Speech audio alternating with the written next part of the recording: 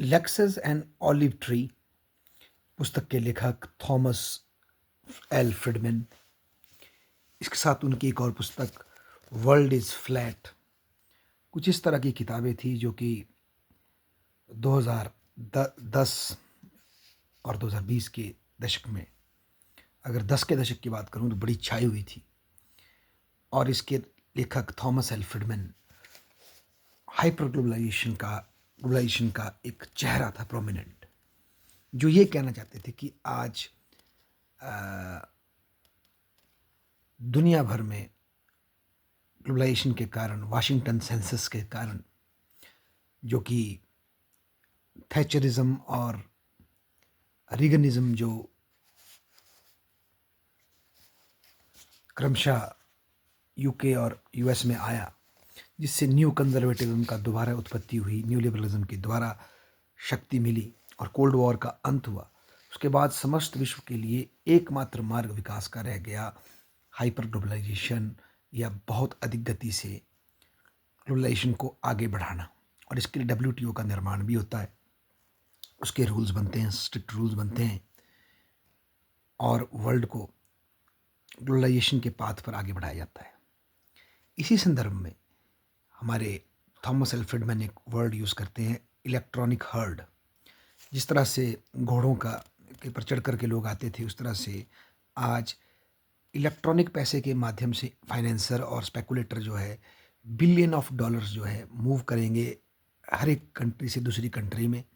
और ऐसा हो सके, ऐसी इन्वेस्टमेंट हो सके, इसके लिए हर एक देश को कुछ बेसिक नियमों को फॉलो करना पड़ेगा। और इन बेसिक नियमों के लिए उन्होंने वर्ड यूज़ किया गोल्डन स्ट्रेट जैकेट, जो कि हर देश को पहननी पड़ेगी, जिसमें कि होगा, जिस जो जैकेट बनी होगी, एक तो फिजिकल जो डिफिसिट है उसको कम करना पड़ेगा, ब्रॉडर डब्ल्यूटीओ के रूल्स फॉलो करने पड़ेंगे, इन्वेस्टमेंट के और इंटेलेक्चुअल प्रॉपर्टी राइट्स के, और डिस्प्यूट सेटलमेंट मैकेनिज्म में चलना पड़ेगा। तब ये आएंगे इन्वेस्टर, और इससे आपको भी फ़ायदा होगा, और सारा वर्ल्ड जो है इस फ्री ट्रेड से रिच हो जाएगा। और जो इस कश्ती पे नहीं बैठेगा, जो इस नदी पे नहीं बहेगा, वो छूट जाएगा पीछे। और देर सवेर प्रत्येक कंट्री को इसमें आना ही पड़ेगा। बेसिकली थॉमस एल फ्रिडमैन का वर्क, जो दोनों वर्क हैं, वो ग्लोबलाइजेशन की एसेंशियलिटी या उसकी उसकी उसकी उससे उसकी कि there is no other alternative वाली बात है कि भाई या तो ग्लोबलाइजेशन करनी पड़ेगी आपको, या कोई और ऑप्शन नहीं, आप छूट जाओगे पीछे। तो इस तरह के गीत मिस्टर थॉमस एल फ्रिडमैन ने गाए। और उनका ये मानना था कि हर एक कंट्री को free trade, free capital markets, ताकि कैपिटल यहाँ से वहाँ मूव कर सके, फ्री इंटरप्राइज, और स्मॉल गवर्नमेंट करनी पड़ेगी। और जैसे ही ये चीज़ें होंगी, उन देशों की अर्थव्यवस्था ग्रो करेगी और उनका पॉलिटिक्स जो है श्रिंक हो जाएगा। यहाँ ये दिखता है कि फ्रिडमैन के मन में नेशनल लेवल की जो राजनीति है उसके प्रति एक डिसडेन टाइप है। वो पॉलिटिक्स को एक समस्या के रूप में लेते हैं, ना कि पार्ट ऑफ सोल्यूशन के रूप में लेते हैं। ये वही डैनी रोडिक ने कहा था कि ये उसी तरह की एक सोच है, जो कि टेक्नोक्रेटिक सोच है, जो कि वर्ल्ड गवर्नेंस को ग्लोबल लेवल पे ले जाना चाहती है, और उसको टेक्नोक्रेटिक एलिट्स को देना चाहती है, और नेशनल गवर्नमेंट्स को, लोकल गवर्नमेंट्स को और नेशनल डेमोक्रेसीज को रिड्यूस करना चाहती है सम ऑब्जेक्टिव रूल्स के अधीन।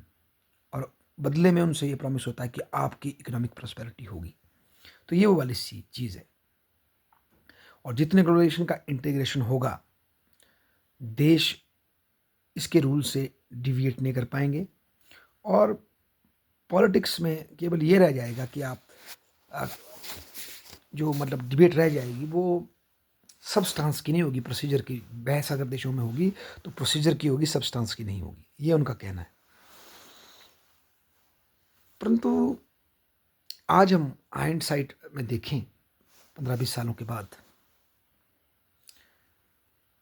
तो वो जो पॉलिटिक्स जिसको फ्रिडमैन एक नेगेटिव कोनोटेशन में दिखाते हैं, वो सेंटर स्टेज में आ रहा है। और ये जो गोल्डन स्ट्रेट जैकेट पहनने की बातें हो रही थी, आज इसका सबसे बड़ा एग्जाम्पल, सैंपल अमेरिका ही स्ट्रेट जैकेट को तोड़ने के चक्कर में है। उसमें डोनाल्ड ट्रंप का चुनाव तो स्पष्ट दिख रहा है आपको। यूके भी थैचरिज्म से बाहर आ चुका है और ब्रिट एग्जिट कर चुका है। और कहीं ना कहीं डेवलप कंट्रीज़ में जो वर्किंग क्लास की जो जो एवरेज इनकम है, उसमें जो बढ़ोतरी नहीं हुई, स्टेग्नेशन हुई, माइग्रेशन बढ़ी, उससे उनको कंपटीशन हुआ, उससे डेवलप वर्ल्ड में भी इस हाइपर ग्लोबलाइजेशन के समर्थक घट रहे हैं, घट चुके हैं। और डेवलपिंग कंट्रीज़ जो तो बहुत कमज़ोर है, वो तो पहले से मतलब रिसीविंग एंड पे है, पर जो स्ट्रॉन्ग है, चाइना, इंडिया, इस तरह की जो कंट्रीज़ है, वो आज अपने लिए शुरू से ही सेपरेट स्पेस, अपनी नेशनल प्रायोरिटीज़ के लिए स्पेस मांग रहे हैं और इस स्ट्रेट जैकेट को अपने हिसाब से पहनना चाहते हैं, ना कि किसी वर्ल्ड इंस्टीट्यूशन के हिसाब से पहनना चाहते हैं, जैसा कि थॉमस एल फ्रिडमैन बात करते हैं। बाद में इसी बात को स्ट्रेस करने के लिए कि नहीं नहीं ग्लोबलाइजेशन पॉजिटिव है, उन्होंने फिर एक और आर्गूमेंट दिया कि वर्ल्ड इज़ फ्लैट। आज दुनिया में कोई भी दौड़ सकता है, सबको इक्वल चांस है, बस आप में दौड़ने की क्षमता होनी चाहिए, बस आप ब्रॉडर ग्लोबलाइजेशन के नॉर्म्स और रूल्स को फॉलो करो, आप अपना विकास कर सकते हैं, आपको विकास करने से कोई नहीं रोक सकता। और ऐसा कहते वक्त वो जो वर्ल्ड में हिस्टोरिकली कॉलोनाइजेशन और इस तरह की जो लेगेसीज है उसको साइडलाइन कर देते हैं। और आज हम देख सकते हैं कि फ्रिडमान का जो वर्क है वो एक पोलमिक से ज़्यादा कुछ नहीं रह गया है। जिस तरह की फ्रांसिस फुकुयामा ने end of the world history लिखा था,